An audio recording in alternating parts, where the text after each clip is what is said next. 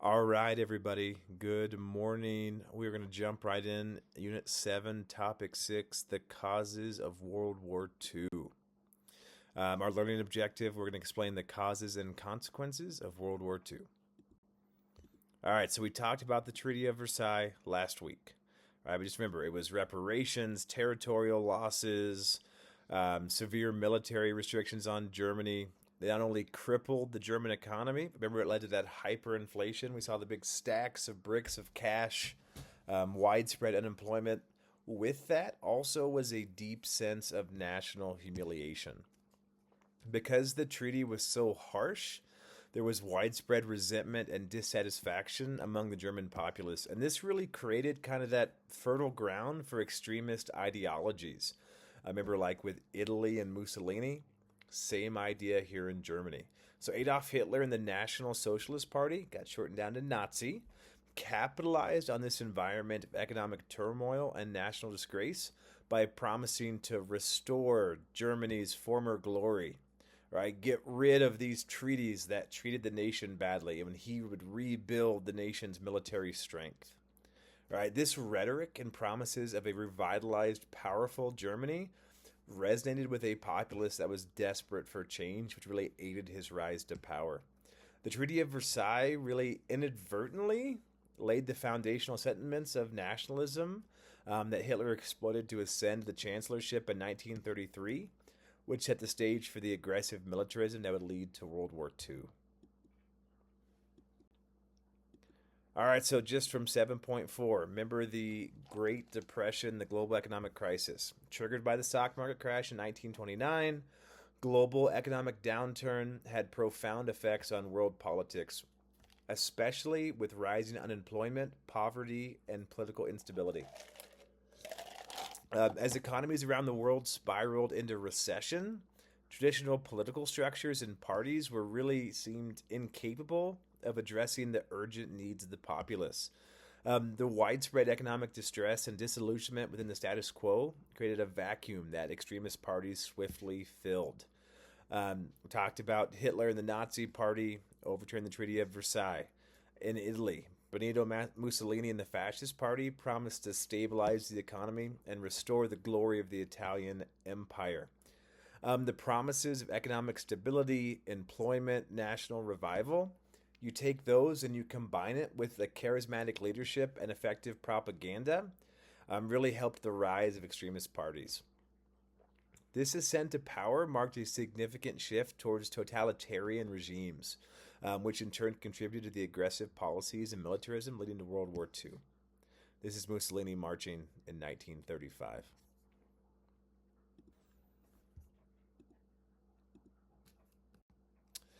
All right, so as we discuss causes of World War II, we want to understand how these three leaders, Mussolini, Francisco Franco in Spain, and Hitler in Germany, were connected to those societal disruptions caused by World War One, the economic hardships and the global despair brought on by the Great Depression. These leaders exploited widespread discontent, fear, and the desire for stability to gain support. Mussolini leveraged the disillusionment with the Italian government, failure to secure significant gains, the Treaty of Versailles, and promised national rejuvenation through the establishment of a fascist state, emphasizing aggressive nationalism and the creation of a strong central government. Franco came to power amidst the chaos of the Spanish Civil War, positioning himself as the stabilizing force capable of restoring order and preserving traditional Spanish values against the perceived threat of communism and anarchist factions. Hitler's rise was fueled by the economic devastation in Germany post-World War I, exacerbated by the Great Depression. His Nazi party promised to overturn the Treaty of Versailles, provide employment, and restore German pride. Also tapped into the deep-seated fears and prejudices to build a fascist regime based on the principles of racial purity and national expansion. In all three cases, these dictators capitalized on economic despair, social instability, and a disillusionment with democratic governments, offering visions of strength, order, and national glory that resonated with segments of the populace eager for change. All right, Japan's imperial ambitions in the early 20th century were driven by a desire for economic security, access to natural resources, and a place among the world's leading powers. Because Japan didn't have sufficient natural resources, it sought to establish a self sufficient empire that would secure its economic future. Talked about this in 7.5, but that ambition led to the invasion of Manchuria in 1931, which had lots of resources and was strategically important for its geographical proximity to Japan. The establishment of the puppet state of Manchukuo marked the beginning of Japan's aggressive expansion in Asia.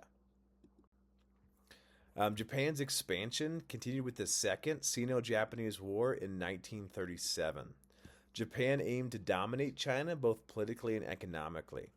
Through these actions, Japan sought to establish a greater East Asia co-prosperity sphere, with the goal to essentially establish a bloc of Asian nations led by the Japanese, free from Western colonial rule and influence. Talked about it on Monday or Tuesday a lot. Japan presented this concept as a vision for Asia's liberation and development, promising economic cooperation and mutual prosperity under Japanese guidance. The rhetoric used by Japan emphasized solidarity among Asian nations against Western imperialism, promoted an idea of shared prosperity and independence.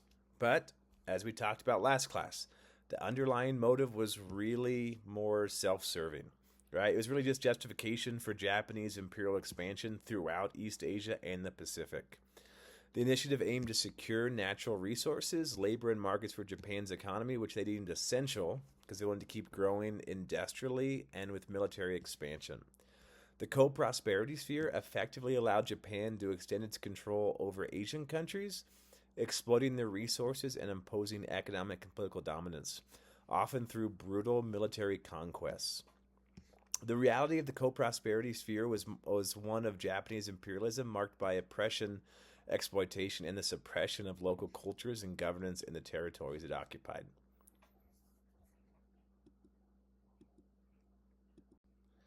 All right, I want you to think about who the intended audience is for this Japanese propaganda poster. This was published by the Japanese government in the 1930s. And if you can read the caption here, once again with Japan, Manchukuo has built a state of racial harmony and established a land of security and happiness to the people. Pause me for a second, and then I'll go over the answer, but give it your best guess first.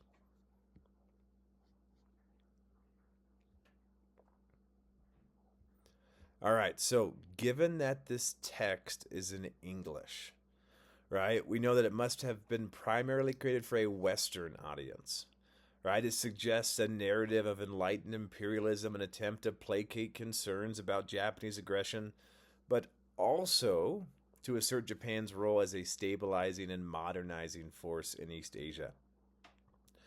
And you can kind of see built in here, there's some European figures smiling among the East Asians.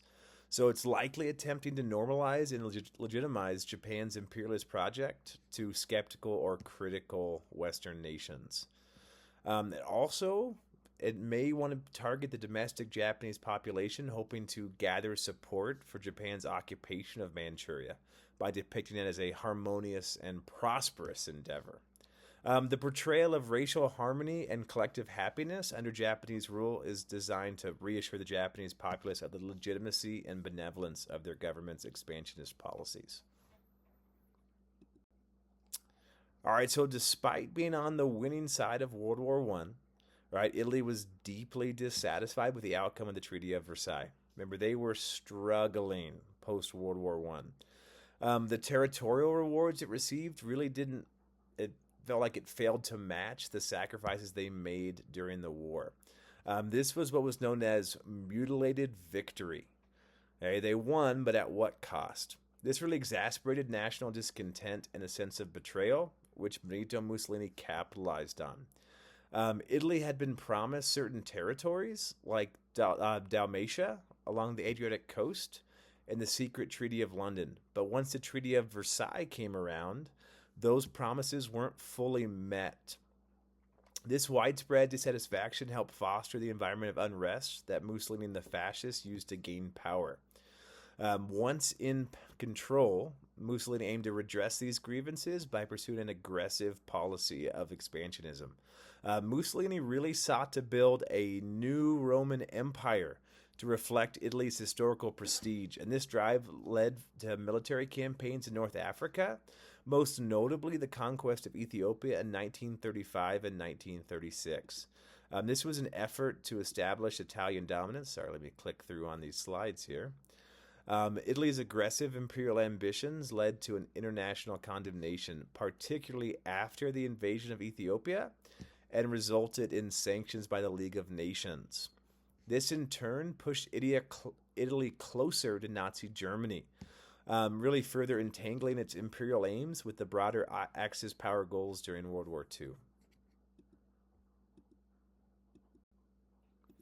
All right, so the Italian invasion of Ethiopia in 1935 was also known as the Second Italo-Ethiopian War. This was part of Mussolini's broader strategy to expand Italian territories and build a new Roman Empire. Ethiopia was one of the few independent African nations and also was a symbol of African sovereignty after its victory over Italy at the Battle of Adwa in 1896. For Mussolini, conquering Ethiopia was not only about a colonial possession, but also about revenging past humiliation and proving Italian military prowess. The policy of appeasement was in full swing during the 1930s, and Britain and France hoped to avoid another catastrophic conflict like World War I. They were reluctant to confront Italy directly regarding the invasion of Ethiopia because they were afraid it might lead to a broader war. France and Britain were also concerned that punitive actions might drive Italy closer to Nazi Germany, create a stronger Axis alliance. This fear became a reality when the League of Nations imposed sanctions on Italy, which were largely ineffective and pushed Mussolini to seek closer ties with Hitler. The Italian invasion thus proceeded with Ethiopia resisting fiercely, but ultimately falling to the better armed Italian forces. The lack of decisive action from Britain and France not only allowed Italy to annex Ethiopia, but also signaled to other aggressive powers that the international community's response to territorial expansion by force might be weak or divided. This was a dangerous precedent in the lead up to World War II. What's really important to know, right? Not the memorization of the details, but the fact Italy went unchallenged in its imperial quest. All right, so under Adolf Hitler, Germany sought expansive territorial growth as part of the broader Nazi goal of establishing a vast and racially pure German empire. This expansionism was driven by a mix of ideological, economic, and geopolitical factors. Hitler's concept of Lebensraum was central to Nazi ideology, and that just meant living space, right? It held that the German people needed more territory to live and thrive, particularly in Eastern Europe. This was based on a desire for self-sufficiency and agricultural land to feed the population, which would also provide space for the so-called Aryan race to grow. Hitler also aimed to reverse the territorial restrictions imposed on Germany by the Treaty of Versailles. He believed the treaty unfairly, because it penalized Germany by stripping of its territories and colonies, and sought to restore the country's pre-war borders and beyond. Germany's expansionist policy was partly motivated by the need for natural resources such as oil, coal, and iron to fuel its rearming industries and sustain its economy. The annexation of territories was also seen as a way to overcome the limitations of the global economic crisis of the 1930s. Nazi racial ideology proclaimed the superiority of the Aryan race and the need for racial purification. Expanding German territory was seen as a way to provide living space for the Aryan race by subjugating and eliminating so-called inferior races, particularly in Eastern Europe. After the perceived humiliations following World War I, Hitler sought to reassert Germany's power on the European stage, conquering neighboring countries. Establishing German dominance in Central and Eastern Europe was a way to demonstrate Germany's resurgence as a world power. All right, so quick run through of Germany's expansion and annexation leading up to World War II. We'll look at a few of these in more detail in the next slide, just kind of give us a clear overall picture. We have the Rhineland, which was remilitarized in 1936, Challenge Treaty of Versailles. They annexed Austria in 1938. We have the Sudetenland, which was acquired from Czechoslovakia in the Munich Agreement. Poland, they invaded in 1939. And then the Soviet Union with Operation Barbarossa. We'll get into that. All right, so the remilitarization of the Rhineland. The Rhineland was a buffer zone between France and Germany. It was supposed to be demilitarized by the Treaty of Versailles. When Hitler remilitarized it in 1936, that was a direct violation of the treaty. Sorry. This move was not only a bold statement against the Versailles constraints, but also a strategic action to protect Germany's western border against France. It was a gamble that paid off for Hitler because neither France nor Britain responded militarily. They just said, okay, you can do that, but no more. Next was the annexation of Austria, and this was termed the Anschluss. This occurred in March 1938. So it was incorporated into Germany with the rationale of unifying all German speakers into one Reich.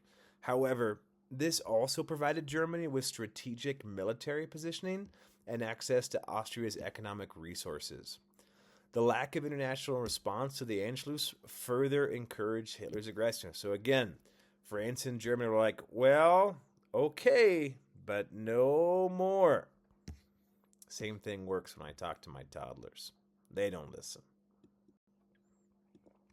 Lastly, we were going to talk about the invasion of Poland. This was September 1st, 1939, and this was probably the immediate catalyst that sparked World War II.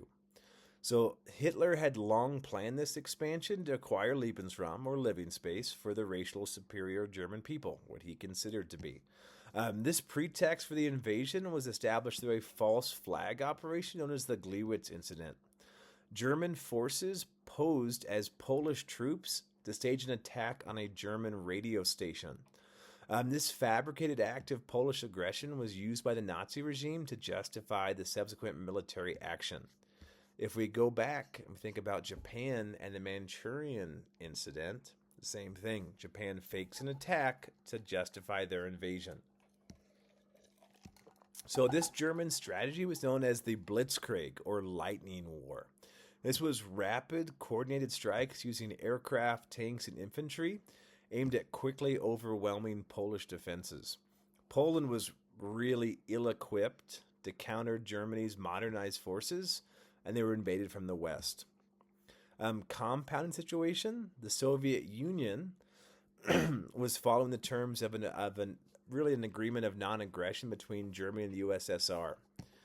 That included a secret protocol to divide Eastern Europe into spheres of influence. They invaded Poland from the east on September 17th, 1939. The invasion of Poland was brutal and swift, which led to significant life and displacement of millions. The speed and ferocity of the German assault left Poland and its allies, Britain and France, reeling. Despite declarations of war by Britain and France on September 3rd, 1939, their actual military support was limited, and they were unable to provide immediate and effective aid to the Polish forces. Beyond territorial conquest, the invasion was also motivated by Hitler's racial policies. The Nazi ideology deemed the Slavic people, including Poles, as inferior, and therefore subject to Germanization, enslavement, or eradication. The occupation of Poland witnessed terrible atrocities, and the implementation of policies aimed at the destruction of Polish culture and the subjugation of its people set a chilling precedent for the genocidal policies that would follow in other parts of Europe under Nazi control. We'll talk about those on Friday. All right, here are your major points, your key ideas for review. Take a picture of them. We've got one more lecture to go today. You've got a short crash course video as well. We will roll through that, and I will see you guys on Friday. Have a wonderful day.